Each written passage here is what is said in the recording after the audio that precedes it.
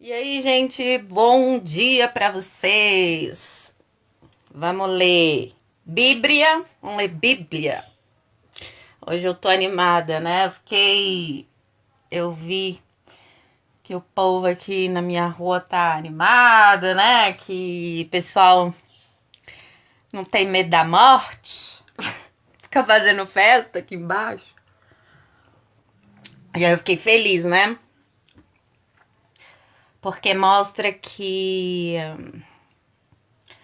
toda essa pandemia aí, né, não é o que estão falando para nós, né? Mas infelizmente não é todo lugar, né, que o pessoal é assim.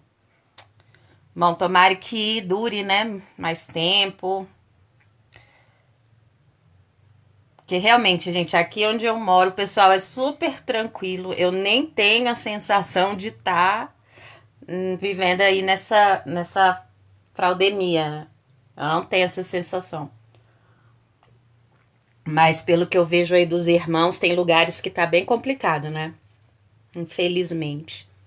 Mas, bom, o Pai, ele que sabe de todas as coisas, né? Ele há de nos encaminhar aí, de nos dar direção, né? Conforme a vontade dele.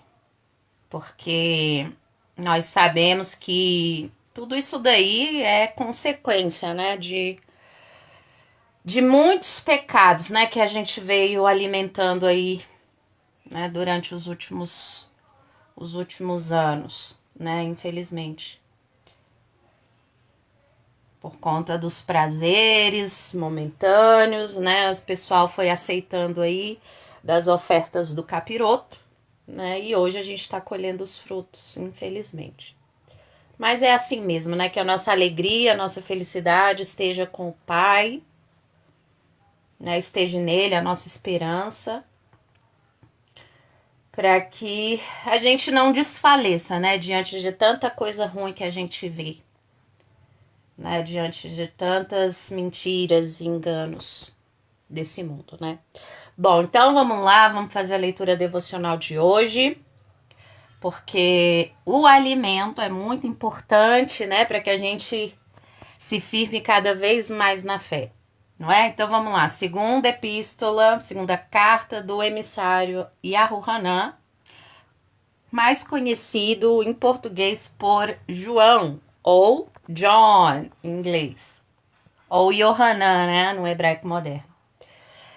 Essa epístola só tem uma parte, só tem um capítulo. Então vai ser rapidinho, né? Ele tem 13 versículos e um capítulo só. É a segunda carta dele. Vamos ver o que ele escreveu. A versão que eu tô usando é a versão ACF, é Ferreira de Almeida, corrigida fiel. Essa é a Bíblia que eu tenho física, tá? Então, quem quiser, acompanhe aí em suas Bíblias. No que tiver diferente, do que vocês não entenderem, vocês pesquisem. É bom sempre estar pesquisando e comparando com outras versões para vocês verem, né, se há algum equívoco, se há alguma adulteração. O importante é estar buscando e estudando. Não adianta nada falar que a Bíblia foi adulterada se a pessoa não busca saber o que é que foi adulterado, o que é que foi mal traduzido. Porque a palavra, ela é vontade soberana do Pai. Agora, se existem coisas ali que foram ocultadas, cabe a nós, com as ferramentas que nós temos hoje, ir atrás e procurar.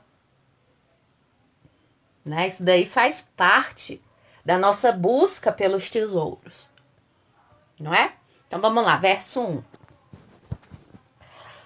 O presbítero, olha só, aqui já temos um exemplo. Eles deixam aqui presbítero. O que é presbítero, né? Aí muita gente lê e acha que é cargo na igreja. Acha que é uma profissão eclesiástica. Aí aqui, ó, já induz a pessoa a achar alguma coisa, né, que vincula lá com as coisas do templo de pedra. Isso ajuda a confundir. porque eles não traduzem como deveria ser. Então, o que é presbítero? O presbítero é ancião. O ancião era o povo mais velho, era o povo que tinha mais conhecimento das escrituras. Logo, eles deveriam ser ouvidos, eles eram mais importantes dentro da congregação, porque eles tinham mais conhecimento, eles tinham mais experiência. Mas se tá aqui só presbítero, a pessoa pensa o quê? Pode ser qualquer um, pode ser desde o menino ali que ajuda a arrumar a igreja, pode ser aquele que sai arrecadando o dinheiro. Né? Bom, eu particularmente não sei muito quais são as funções dentro de um templo de pedra, né? Mas uma pessoa leiga, ela não vai entender isso, né? Ela não vai entender. Mas então, presbítero é ancião. Ancião. Então, eles não traduziram aqui como ancião nessa versão. Isso é ruim, leva a um entendimento errado das escrituras. Então, só que aqui no caso, como ele vai se referir a uma senhora, então é anciã, né? Ó, a anciã, a senhora eleita e a seus filhos, aos quais amo na verdade, e não somente eu, mas também todos os que têm conhecido a verdade. Por amor da verdade que está em nós e para sempre estará conosco. Olha que lindo. O que isso daqui mostra pra gente? Convicção da verdade. Às vezes a gente fala com uma convicção da verdade tão grande que incomoda as pessoas. Eu não sei se vocês já passaram por isso. Às vezes a gente tem uma convicção tão grande da verdade que quando a gente fala, as pessoas acham que a gente está se achando, acham que a gente é o dono da verdade, né? E assim, nós não somos os donos da verdade, mas nós somos filhos do dono da verdade. Nós somos guiados por aquele que é o dono da verdade. Isso é fé e convicção. Então, todos aqueles que estão caminhando em verdade, eles devem ter convicção da verdade. Quem não tem convicção da verdade é como a onda do mar, que vai, volta, a pessoa não sabe o que faz, ela não tem firmeza nas crenças dela, uma hora crê uma coisa, outra hora crê outra coisa, aí depois volta para lá, para crer de novo na outra, aí depois volta. Ela não tem firmeza. Isso é ruim. Isso é uma amostra que a pessoa não está caminhando em verdade, não é? Verso 3, graça seja convosco. Tem muita gente que não gosta dessas palavras, né? Vou aproveitar aqui até para tocar nesse assunto, porque às vezes eu vejo irmãos comentando, né, a respeito de algumas palavras, graça, misericórdia, que mais? Algumas palavras assim, como se elas fossem palavras paganizadas, né? Como se elas fossem palavras que não deveriam ser ditas. Mas como que eu entendo isso, gente? Para mim, essas palavras, independente do signo, do que elas representavam na língua original dela, independe, porque aqui elas são palavras comuns para que a gente compreenda o texto. Porque se a gente começa a trocar tudo quanto é palavra, tudo quanto é substantivo comum, né, por uma versão em hebraico, digamos assim, a audiência não vai entender. A gente já vai estar falando coisas que as pessoas não vão entender. É como se a gente estivesse falando em línguas estranhas. E aí a gente entra na questão das línguas estranhas, que são idiomas. E aí quem é que vai traduzir? Quando a gente começa a ler as palavras em hebraico, quem é que vai traduzir para elas? Entende? É por isso que Paulo falou, aquele que fala em línguas estranhas, em outros idiomas, que tem alguém que traduza. Porque na época era muito... O povo era misturado, né? Tinha lá os israelitas que falavam hebraico, aí tinha os gentios que falavam outras línguas. Então precisava ali sempre ter irmãos aptos a traduzirem, né, o que as pessoas estavam falando, entendeu? É simples assim. E aí Paulo falou, se a trombeta, falou, né, em algum lugar aqui das escrituras, se a trombeta der som incerto, mas falando num contexto de idiomas, se a trombeta der som incerto, ou seja, se a pessoa que ouve o som da trombeta não entende o que é trombeta, né? Não entende o som da trombeta, como que ela se preparará para a batalha? Como? Né? E então, o que o Paulo tá querendo dizer? A gente precisa, a nossa pregação, tudo que a gente fala em relação à palavra, precisa ser dita de forma que as pessoas compreendam, para que entre nos ouvidos e dos ouvidos vá para o coração. Se a pessoa não entende o que os outros estão falando, como que a palavra vai chegar no coração dela, se ela não está entendendo nada? Né? E aí, voltando para Paulo, ele falou assim, para aquele que é bárbaro, né, se a pessoa, porque antes todos os estrangeiros, né, que não fossem romanos, eles eram considerados bárbaros, né, porque não entendia o que eles falavam, eram línguas estranhas lá deles. E aqueles que eram considerados bárbaros, né, as pessoas não compreendiam o que eles diziam. Então ele é considerado bárbaro. Já falei, né? Enfim, aí resumindo, aí isso daí a gente já pode levar até para a igreja romana, que fazia as pregações dela, as missas dela em latim, para piorar, né, para piorar as heresias que ela já fazia, para piorar tudo, né, as heresias todas, né, que ela botava lá o povo. A missa, a pregação ainda era em latim, gente, ou seja, o povo ignorante, porque latim, só aprendia latim quem era os filhos, né, as pessoas abastadas. O povo não sabia e eu via a pregação em latim, eles não entendiam nada. Então, como que a palavra ia entrar no coração daquelas pessoas, gente? Gente, olha só, que... Ai, não vou nem falar, porque senão depois, né, vão vir com pedra aí e eu tô precisando de um descanso. Tô precisando descansar das pedras.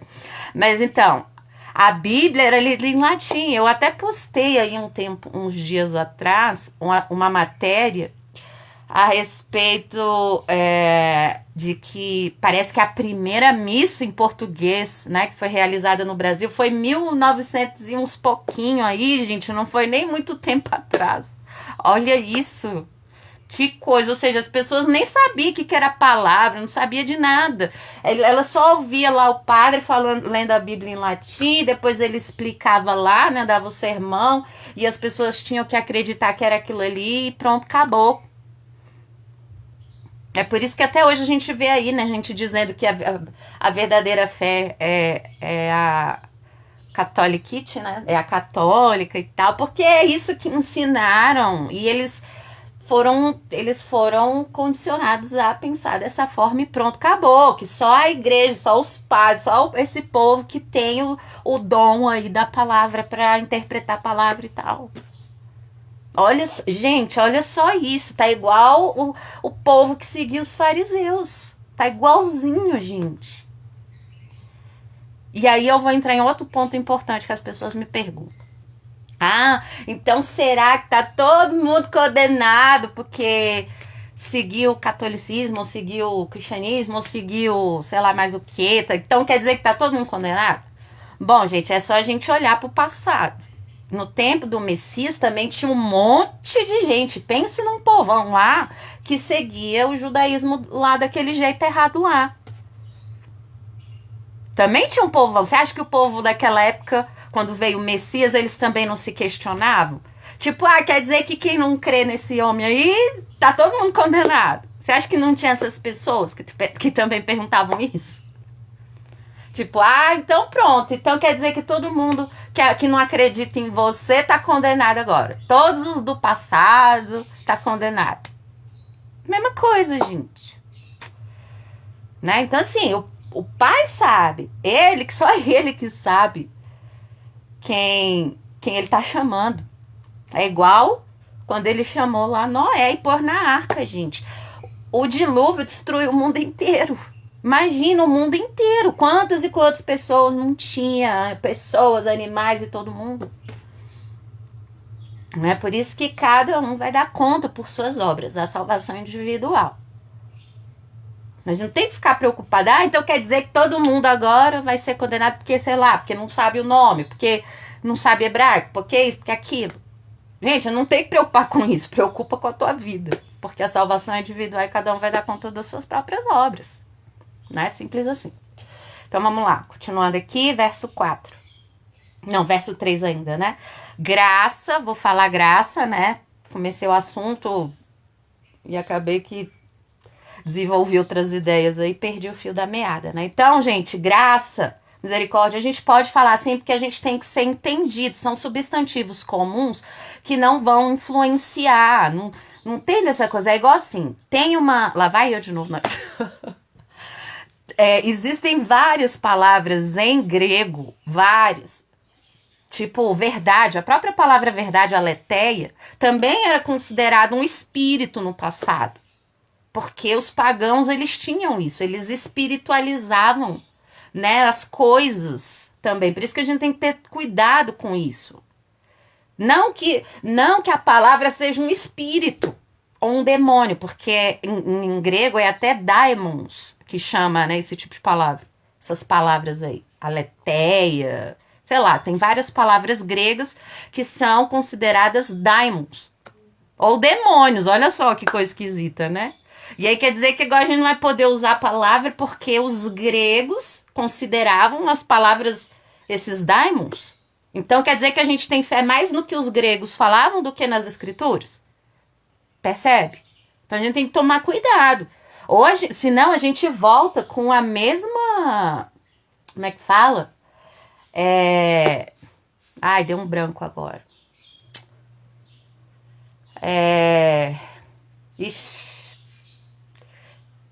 Superstição.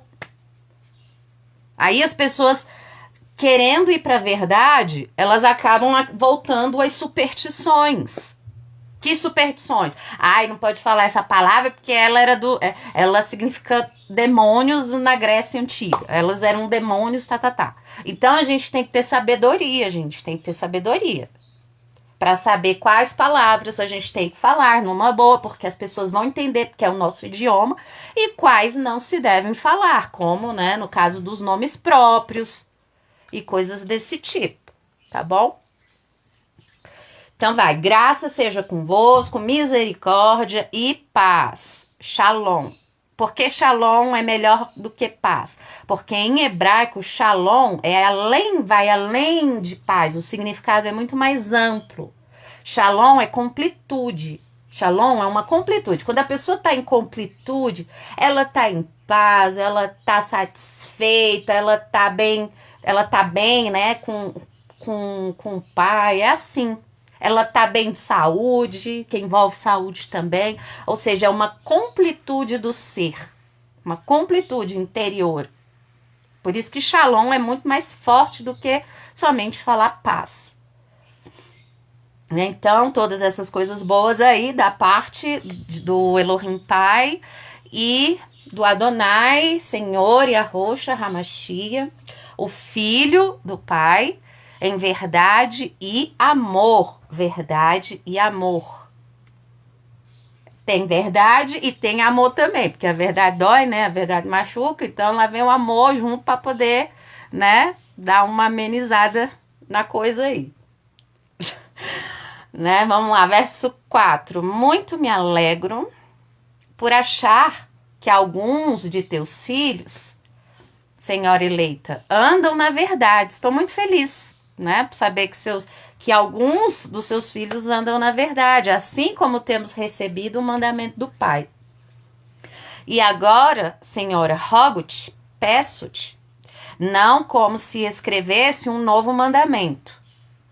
Não tô te falando um novo mandamento, mas aquele mesmo que desde o princípio tivemos. Nós, que somos israelitas. Entendeu? Que desde o princípio, desde o começo. A gente não cresceu ali ouvindo a Torá, a gente não cresceu? Então, desde o princípio, nós tivemos e conhecemos. Que é o quê? Que nos amemos uns aos outros. E o amor é este. Qual? Que amor? Que andemos segundo os seus mandamentos. Este é o mandamento. Como já desde o princípio ouvistes, que andeis nele. Então, desde o princípio, a Torá já falava de amor. Ame ao Criador de todo coração, de toda a alma, com todas as forças, com todo entendimento. Isso tá na Torá. O povo de Israel já sabia disso, né? Ouve, ó Israel, amarás o teu Elohim. Ele é um. Amarás de todo coração, todo ser, toda força, amor. E ao próximo como a ti mesmo, que também está na Torá. O Messias, ele só trouxe isso daí à tona porque o povo parece que esqueceu, né? Entra no ouvido e sai no outro. Era assim no passado, é assim hoje. Então, ele está escrevendo aqui para a senhora, né, que sigamos os mandamentos de amar uns aos outros. E que amor? Ele mesmo está explicando. Que amor é este? Amemos uns aos outros. Tá, mas que amor é este? Que andemos segundo os seus mandamentos. Olha que interessante, o amor está ligado com os mandamentos, e não é só aqui que ele fala na primeira carta, os outros discípulos também falam disso também. O amor é obediência ao mandamento. Quem obedece ao mandamento ama. Por isso que está escrito que o cumprimento da Torá, o cumprimento da lei é o amor. Um está ligado ao outro. Quem obedece o mandamento direitinho está amando o próximo. Olha que legal, né? Por isso que não existe esse negócio de amor sem mandamento. Não existe. Amor sem mandamento é coisa do diabo. É a pessoa fazer com o que ela quer. É ela seguir o próprio coração e não ter lei nenhuma, como disse lá o satanista Aleister Crowley, né? Como ele disse lá, não existe lei, a lei é do amor, faça o que você quiser, faça o que você tenha vontade. Essa é a lei. Então, esse pseudo-amor aí, sem mandamento, é do diabo. O amor com mandamento, com entendimento, com Torá, com instrução, é do Pai. Simples assim. Não é? Verso 7. Por quê? Por que que a gente tem que andar o amor? Por que que o amor é o mandamento? Porque já muitos enganadores entraram no mundo, os quais não confessam que Yahushua HaMashiach veio em carne. Este tal é o enganador e anti-messias. Olha que interessante, né? Ele tá aqui batendo na tecla do amor, do mandamento. Por quê? Porque já na época dele, já tinha lá muitos enganadores que já estavam aqui negando o Messias. E nesse caso aqui, a gente pode ter duas perspectivas. Quem seriam esses enganadores nessa época aqui? Podiam ser duas classes de pessoas. Quem? Podia ser tanto os judeus que estavam negando o Messias. Podia ser tanto, ele tem muito judeu ruim aí, como vocês já puderam observar, né, nesses últimos posts que eu fiz aí. Porque tem gente que é assim, se a gente está voltando às raízes hebraicas, então é porque a gente aprova todos os judeus. E não é desse jeito, porque tem judeu bom e tem judeu ruim, gente. O Talmud é terrível, o Talmud tem lá aquelas coisas lá, da pedofilia, de tudo aquilo ali, que tá alinhado com o Islã, que tá alinhado com as coisas que a Igreja Romana faz em oculto, revelado pelas pinturas sacras. No final, é o mesmo espírito que manda nessas coisas aí. Né? E nós devemos ter sabedoria para caminhar no caminho certo e sabendo diferenciar um do outro. Então, podia ser, nesse caso aqui, os enganadores, podia ser tanto os judeus que não aceitavam o Messias, porque eles diziam que o Messias não veio em carne. Essa afirmação não veio em carne pode ser entendido também como assim, não nasceu, né? Ele não nasceu, não veio em carne. A gente pode entender dessa forma. Mas a gente também pode entender da outra forma. Qual? Da forma dos cristãos gnósticos, porque os cristãos gnósticos, eles diziam que o Messias não tinha vindo em carne, porque a carne é má, a matéria é má, logo o Salvador, ele veio, sei lá como, em espírito, sei lá, eu não me aprofundei nesses estudos, mas eles negavam a carne e a matéria, e são os mesmos que falam que o criador da Bíblia é o demiurgo, e eles fazem aquela salada, e aí fala que o Deus do Antigo Testamento é mau, né? Tem muito disso circulando por aí, só que para enganar mais pessoas, eles não falam tudo de uma vez, eles falam uma coisinha ali, uma doutrininha ali, uma heresiazinha ali, aí fala outra acolá, e aí quem não estuda a Bíblia, quem não está sendo guiado pelo Espírito Santo, vai caindo aí nessas conversas, por quê? Porque já tem a mente alinhada com o mundo, então escuta isso, acha bom, acha que agrada o coração da pessoa, e aí ela começa a seguir esses negócios, achando que esse que é o entendimento, sabe? Verdadeiro, porque, nossa, olha a aparência do entendimento, olha, isso que é a verdade, é igual o povo que segue o espiritismo. Olha aí, eu já vou tocar no assunto que também, né, o povo joga pedra. Mas o povo, tem muita gente que crê no espiritismo porque ele tem uma aparência de científico. Quem já leu aí o Livro dos Espíritos sabe, né, que eles falam lá do darwinismo, eles têm uma linguagem bem científica da fé. Então, aqueles que se acham, né, inteligentes e racionais, eles passam a seguir o espiritismo por causa da aparência de intelectualidade que eles passam. Não é nem porque eles creem na fé, é porque agrada a carne. Porque eles falam assim, não, se eu seguir isso, eu vou parecer que eu sou mais inteligente. Porque as pessoas costumam ser assim. Elas costumam ter essa soberba intrínseca, né? Então, vamos continuar. Então, tá aqui, verso 7. Quem eram os enganadores? Poderiam ser tanto os judeus, como também os cristãos gnósticos, porque estava cheio já naquela época lá, tá? Porque Antioquia, todas aquelas cidades lá da Pentarquia, né, que foi fundada o cristianismo e tal, já eram cidades cosmopolitas, né, tinham vários tipos de adoração e tal, então assim, do mesmo jeito que hoje a gente vê essa salada de crenças, naquela época tinha também. Verso 8, olhai por vós mesmos, para que não percamos o que temos ganho, antes recebamos o inteiro galardão, né, aqui e a Ruanã já tá dando um alerta aí, ó. Olhai por vós mesmos, vigiai, para que vocês ou nós não percamos o que temos ganho. A gente tá aqui na caminhada, não vai se desviar. Não vai ir atrás desse povo aí que fala essas coisas aí que parece bonita. Não vai. Mantenha aí. Nos mandamentos, que desde o princípio aprendestes. Desde o princípio. Tá na Torá, é simples, não vai se perder junto com esse povo aí. Verso 9. Todo aquele que prevarica e não persevera na doutrina do Messias, não tem o Criador, o Pai, não tem Elohim. Quem persevera na doutrina do Messias, esse tem tanto ao Pai quanto ao Filho. Interessante isso porque naquela primeira carta João também fala, né, uma coisa nesse sentido aqui. Porque ele tá dizendo, porque ó, vou voltar no mesmo assunto, né, do verso anterior. Havia judeus que acreditavam no Pai, mas eles não acreditavam no Filho. Logo, Yahu Hanan tá dizendo aqui, ó, quem não tem o Filho, não tem o Pai.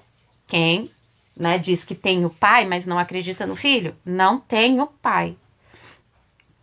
Né? E aqui, quem não persevera na doutrina do Messias, o jeito que ele ensinou, a forma correta de interpretar, e não do jeito que os fariseus estavam ensinando, quem persevera nessa doutrina, quem não persevera nessa doutrina, não tem o pai. Nossa, os fariseus deviam ficar com muita ira, né? Por ver os discípulos falando essas coisas. Então é isso, né? Aqui ficou entendido, ó. A gente pode também aplicar para o nosso tempo, né? Quem diz que tem o filho, mas não tem o pai, que é do Antigo Testamento, não tem o filho, não. Tá se auto-enganando, tem outro filho. Tem aí o arquétipo de Apolo, né? Porque Apolo era a divindade, né, dos pagãos. Apolo pode ter se travestido aí de GG, né? A gente não sabe, tem que saber qual é o espírito que tá movendo ali aquelas doutrinas, o entendimento e tal. Qual é a entidade, né, que está ali por trás da capa, né? Porque a gente também lê nas escrituras, né, que o diabo, Satanás, se transveste de ser de luz e os seus servos de ministro da justiça. O que é ministro da justiça? Segundo aqui as escrituras. São discípulos da palavra. Porque a palavra ensina a justiça, né? Então, ministros de justiça são pregadores das escrituras. Então, assim fica fácil, né, da gente aplicar aí e meditar nessas coisas. Se alguém, verso 10, se alguém vem ter convosco e não traz esta doutrina, que doutrina? A doutrina do Messias. Que Messias? O verdadeiro. Não é Messias falso, não. Vamos aqui saber discernir as perspectivas, porque tem a perspectiva da Igreja Romana, tem a perspectiva dos judeus, tem a perspectiva dos nazarenos, tem entende? A gente tem que saber andar, em qual perspectiva a gente vai andar. Então, ó, qual perspectiva é essa? É a perspectiva do Messias verdadeiro. E como a gente sabe quem é o Messias verdadeiro? Lendo as escrituras e pedindo auxílio do Pai para saber discernir essas coisas. Então, quem não traz essa doutrina, não recebais em casa, nem tampouco o saudeis. Por quê? Porque quem o saúda, quem tem parte nas suas más obras. Olha só o perigo de deixar outras pessoas vir plantar ideia errada na nossa cabeça, gente. As pessoas confundem amor com permissividade. A gente tem que saber diferenciar isso daí. Se amor é obedecer aos mandamentos, logo, quem vem com coisa que não é conforme os mandamentos, não está agindo com amor, está agindo com engano, mesmo que acredite que está agindo com amor.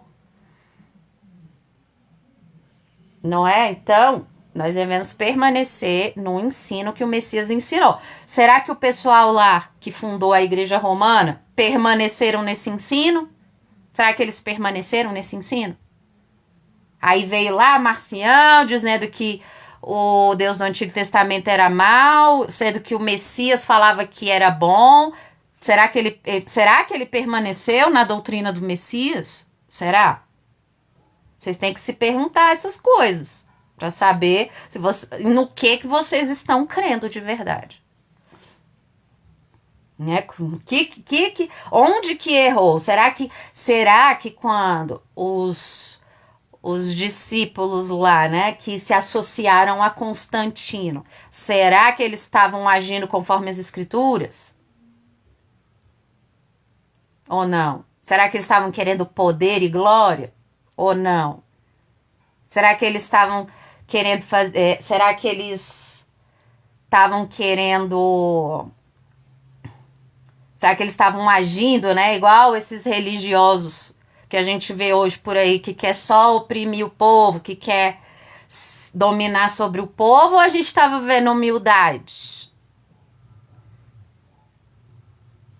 Né? Tem que pensar nessas coisas aí.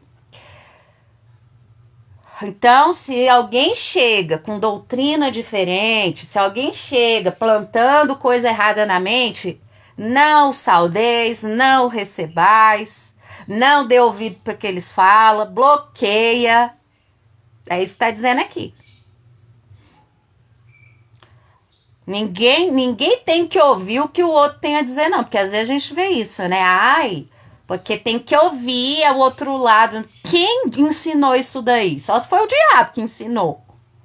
Porque a palavra é clara. A palavra é clara. Se alguém vir com conversinha que não é conforme as escrituras... Tchau, gente. É tchau e benção. Porque quem escuta tem parte com ele. É cúmplice das más obras da pessoa. Olha só o quanto que é grave isso. Aí depois colhe as consequências. Aí depois começa a nascer joio no coração e a pessoa não entende por quê. Aí vai orar. O que está acontecendo? Porque a pessoa não tem sabedoria. Não sabe, não está obedecendo, não está aplicando os mandamentos na vida dela. Verso 12, tendo muito que escrever-vos, não quis fazê-lo com papel e tinta, mas espero ir ter convosco e falar face a face, para que nossa satisfação seja cumprida. Saúdam-te os filhos da tua irmã, a eleita Amana, assim seja. É isso aí, gente. Esse capítulo aqui, ele é bem curtinho, né?